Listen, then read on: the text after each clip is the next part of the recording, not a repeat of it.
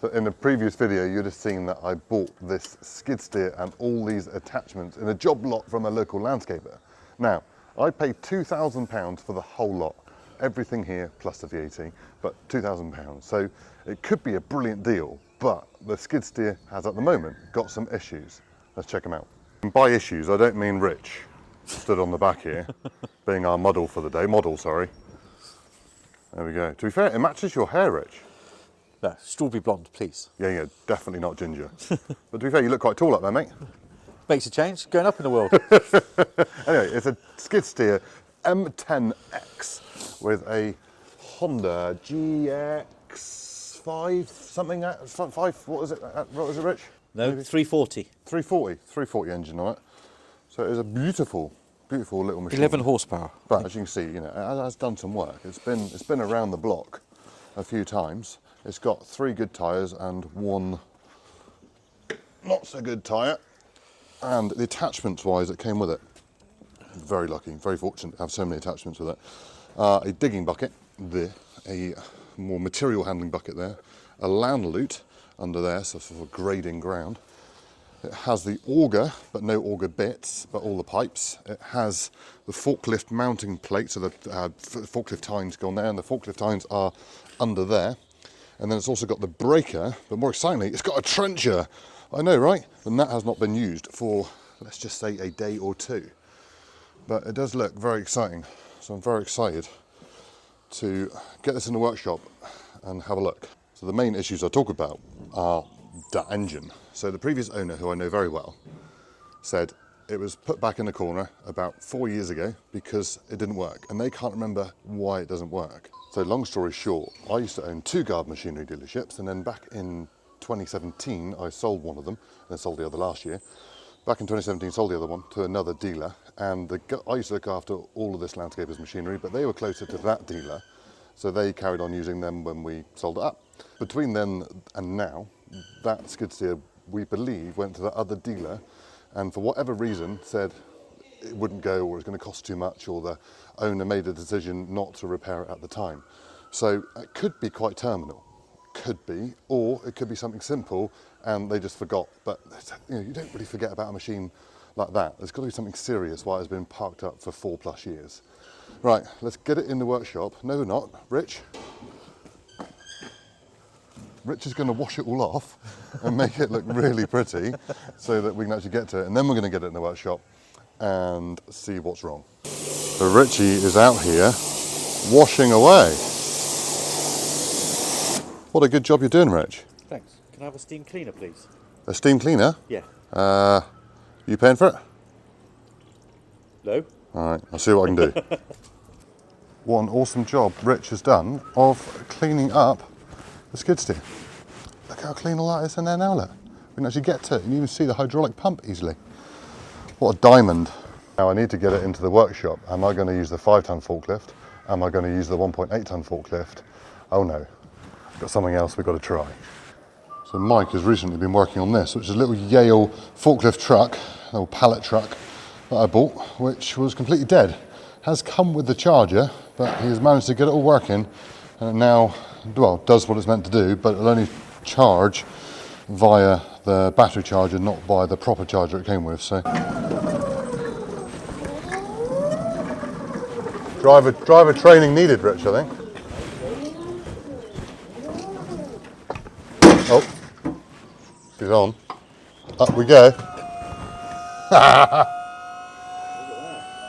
Look at that, eh? And now back we go. I definitely want to... Oh, does the horn work? Ah, Mike can't fix the horn. It's going slow mode. Now we're away. Look at her. Right, so she's in here. I've just got to get her on the bench. But Mike has just informed me that he's here working on this diesel Steger. Ready to fire up again, Mike, is he? What a show! Rolling coal. Confirmed. Bit of black snitch.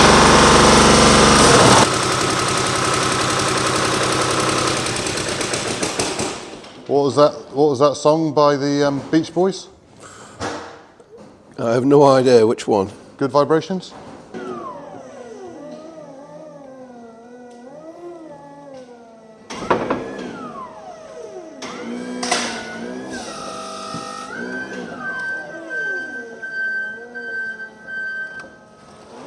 Thank you, Michael. Right, my little pallet truck didn't pick it up high enough to put it on the bench, so we still have to use the forklift anyway. Right, so before I disturb Mike from his beautiful Steger he's working on, I'm going to check the fluids on this and then get a jump pack and just see where we are and see what we've got.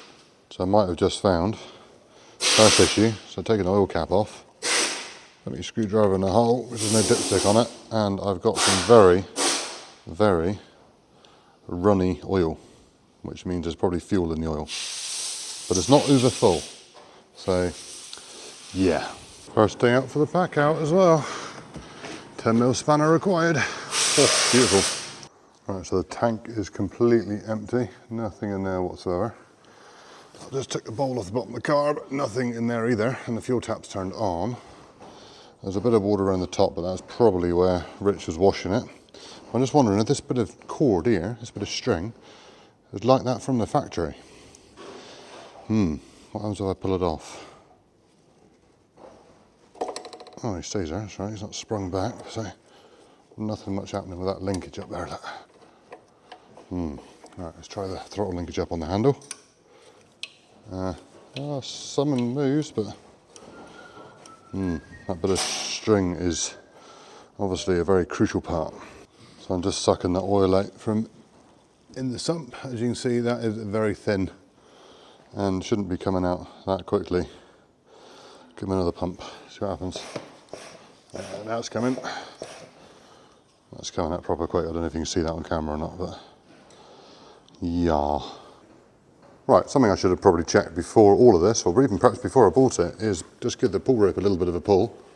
And I think I'm lacking on a bit of compression there, Mike. Well, that's what you call an easy spin, isn't it? Easy spin, yeah. Could be easy start, so yeah. Right, let's regroup. Exactly. Dirty, did it? Nice clean, Didn't look like you've been burning. No. I can't see. Just put the light in there, there we go. Everything going up and down in there. Can't see nothing from here. It's like a little camera, doesn't it? Right. From the old fashioned way, Mike's just put a screwdriver in the spark plug hole just to see if there's anything there, because we can't see in the top. We've got one of those little cameras somewhere, but can't find it.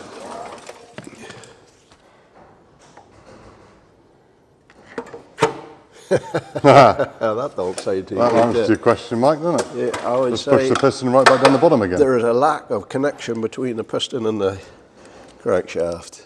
And is that what we call a connecting rod? That is no longer connecting. Oh dear. Oh, now he's gone to. Now he's locked. Or you could rip it down and just have a look, just for a matter of interest. But Yeah. it's an engine transplant, basically, isn't it? Yeah, looks like a fresh engine.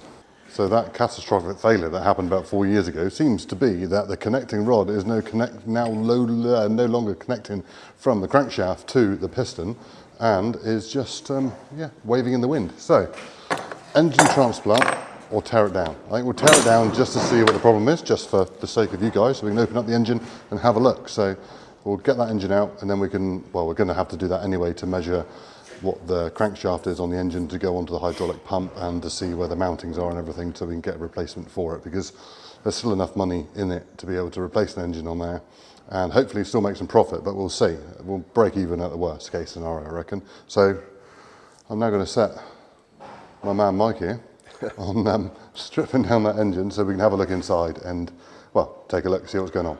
Mike just had a very good idea before we start stripping everything out. Go on, Mike, tell him what I was planning on doing. Going on holiday. coming back next week when somebody else has done it. Well, the engine's knackered, but I just don't know that the rest of it's any good neither, do I? No. So you could buy yourself a nice new engine, bolt it all back in there and still have problems. So try to see if we can spin it. Might not be able to spin it fast enough, and just see if it's got any power on the lift or on the transmission.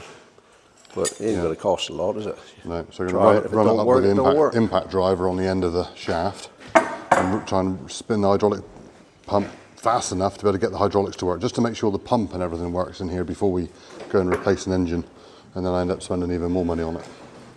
Right, impact's not going to work, so we're going to convert it to use the drill on there instead, hopefully. Right. That should be right. Right, if you stand up to the other side there, Rich. Right, so it's got the lever. Oh, hello, this is moving. Hang on, hold the, that's on that one, that's it, Rich. Yep. Right, now hold the other black one, so hold down back. There we go. So it works. There you go, see. We've got a hybrid. Yeah, Look at that. Look at that, look. It's a battery-powered skid steer. Winner. Right. Ideal. Do track forward a minute, a bit. Right. Yeah, go on. And back. Yeah, ooh, ideal. Right, well, at least you got up and down. I don't This has know got how power. Mike has just invited me in to say there's now a great big hole in the back of our skid steer. Well, at least be able to get in there and wash it out, Mike. Yeah, it can do. So So have you found some issues then? oh, just a few odds and sods in the bottom here. Oh, look, you got some loose fingers in there, Mike. You can see he's smeared that one there, so you've either lost oil or because you got that diluted oil, you didn't get the lubrication properly. Yeah. And it smeared up, got to the stage where it couldn't go round anymore, and the round and round bit parted the company from the up and down bit. Yeah, and decided to try and work Bluetooth instead of Yeah. connecting. Yeah. You know, there's no lubrication in that, is there? Now then, Mike, I have found a second-hand Honda 340 engine. Now you're going to say, second hand, very good, hardly done any work. Yeah, no, one careful lady owner. Yeah. And all that jazz. But it's not electric start. Oh, well. So we're going to have a look you at might this. be able to change the flywheel Yeah. and take it.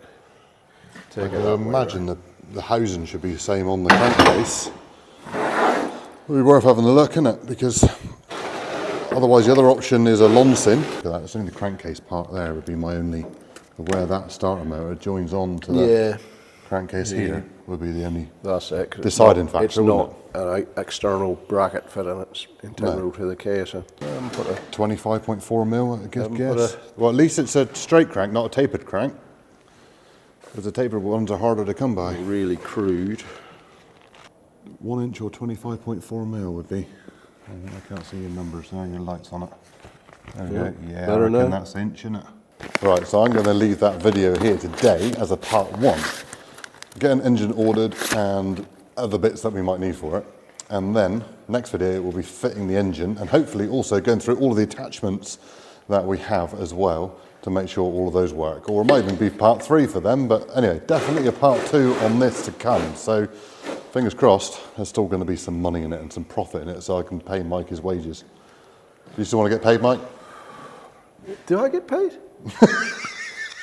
Right, see you in the next one. Cheers!